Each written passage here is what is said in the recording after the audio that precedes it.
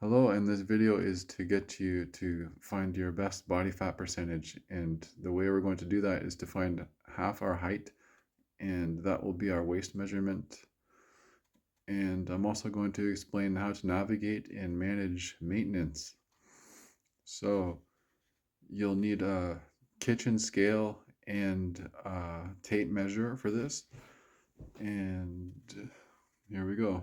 So the first thing you do is you check your height right away in the morning, but I'd say between 5 and 10 minutes so that you have a spine that is decompressed because you've been sleeping. So when you walk around in the morning, that actually is compressing your spine. It will be maybe an inch or so shorter. You are actually about a centimeters shorter anyway towards the end of the day just from standing and that sort of thing. And so we're looking for our truest height, and that's the way it's going to be done, ideally. So the next thing would be a similar sort of approach to checking your waist. Just make sure not to have any liquids or anything and just use the washroom right away in the morning as soon as you can, and then check your waist. And some points are just that the tape is placed in a pretty particular spot to find the smallest waist measurement, which happens to be above the belly button and below the rib cage.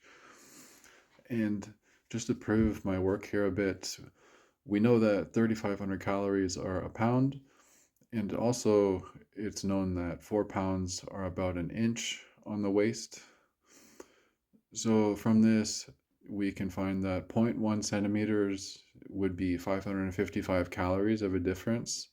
So that 559 calories can show up as extra food, or it can show up as exertion from the day before. So the first one would be a greater measurement from having eaten more food, of course, and the latter one, a detrimental measurement, so a negative one. And we know from carbs as well that they hold 3 to 4 grams of water. So that's 1 pound equals 453 grams. Typically, we know how much a pound weighs now. So it's 100 or 500, rather 453 grams. And from this, each 0.1 centimeter is about 20 carbs.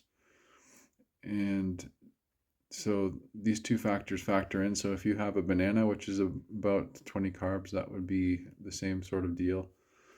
And another thing to consider is, well, just staying on this, that if you do have an uptick in carbs, it will disappear in a couple days. So if you just had the extra amount of carbs, say it were a festive dinner or something, it would disappear in a day or so. So you don't have anything to worry about too long term. It's not going to last for weeks or something like that.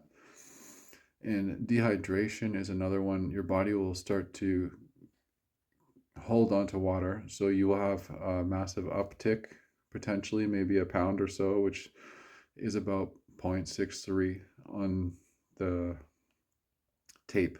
So if it's up by 0.63 and you didn't do anything differently, that could be it. You're just dehydrated. I've been there before as I worked on a boat, and it was a lot of outside work in the heat and walking to the front and the back of the boat and not getting enough hydration and not thinking to do that, but just doing the job. And before I knew it, it was the end of the day, and this weird sort of belly bloat happened. And that's pretty typical. I find that that has been a trend. And another thing would be an injury. And for an injury or overexertion or something like this, something, an illness, something whereas your body is actually fighting with some sort of thing, it may not be, well, in this case, I'm pairing it against, I'm kind of fighting dehydration. So this has nothing to do with dehydration in this instance, though they might kind of overlap a little bit. There might be depletion of glycogen, so you would be lower in about 5 pounds at the most of glycogen. So an example of this is me going to work every day, and it's a pretty heavy exertion job, and then I find that my weight is about 5 pounds, maybe less than normal at the most, and then the weekend comes and I have time to relax, and then the glycogen comes back. But I typically find that the waist measurement will stay about the same. So if I were eating what I felt was proper on the weekend, it doesn't just come booming back out when the glycogen disappears. Or to put it, actually, if I were eating like I thought I should during the week, it wouldn't boom out for the weekend. And other points are just exactly how exertion comes. It doesn't only come from physical stuff, like let's say sports and work, for example, running, just extreme examples like this, but it could come from something like driving a taxi or just driving in general. But there's an example of lots of thinking and patterning, and chess, for example, that could be one way. And basically, when you take this measurement, you can start to consider if you had put forth a lot of exertion the day before, or maybe you ate a lot more carbs. And that's pretty much it with the tape measurement. And then you could look down to see if your glycogen had been depleted and you weigh a whole lot less or something like that. That's the run of the mill thing here. And underdeveloped people, if they're looking for this half height thing, let's say you don't have a lot of muscle around your abs, then they could look for something a little bit less, because half height is now taking the place of what should be muscle there. And so I would suggest something like less 2 centimeters. And for overdeveloped people, you might benefit more from an upward, let's say 2 centimeters. In this case, you're somebody who does a lot of ab work, directive, and you're very intent with it. So I wouldn't just say because you're somebody who happens to use the core a lot, but you're somebody who really has made it a kind of passion to really work on getting massive muscle for your core. And another way to tell this is because your hair growth actually kind of slows down, and I would describe it as a kind of bell-shaped curve, whereas when it gets closer to the half height mark, it seems to kind of slow down or speed up depending on which direction you're going. So if you have an above the average measurement, it should be slowing right down. And if you have a lower one, of course, it speeds right up. So I find it's good when at least hair is growing in the next day. Of course, I've shaven already today, but it would almost look like a lot of people's 3 o'clock shadow or something like that when I wake up the next day, when I have a good marker on my half height health.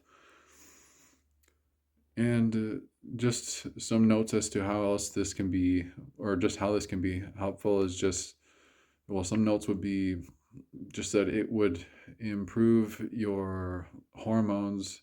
It can help balance temperament, your body temperature, and overall just your, I'll call it vitality. And it will also help brain functioning, like with focus, and improves sleep. I would say that these things are true, that I get pretty good sleep for somebody who goes to work and does lots of manual labor. And I've been keeping this up for a couple of years. And that's pretty much it. So this is the idea behind getting a proper amount of body fat percentage. And we can also look and see how far we are off percentage wise. If we figure out how much percentage it is for 1% of our body weight, for example, I weigh close to 200 pounds, so that would be 2 pounds. So every 2 pounds, that's a half an inch. So if I'm half an inch off, that means I'm off a percentage of body fat.